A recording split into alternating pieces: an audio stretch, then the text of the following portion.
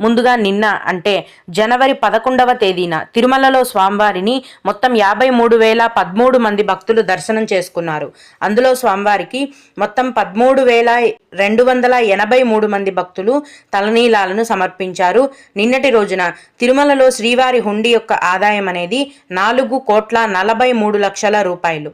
తిరుపతిలో ఇచ్చే వైకుంఠ ద్వార దర్శనం టికెట్లను తీసుకొని దర్శనానికి వెళ్లే భక్తులకు దర్శనానికి దాదాపుగా 3 నుంచి 4 గంటల సమయం అనేది పడుతోంది.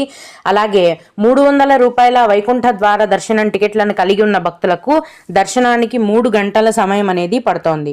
ఈ రోజు వైకుంఠ ద్వార దర్శనంలో 3వ రోజండి. ఇంకా కూడా చాలా మంది భక్తులు ఇన్ఫాంట్ దర్శనం ఉందా, కళ్యాణం టికెట్స్ ఇస్తున్నారా ఇలా అడుగుతున్నారు.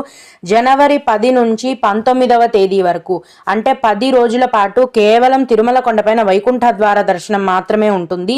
మిగతా అన్ని రకాల ప్రత్యేక దర్శనాలను అంటే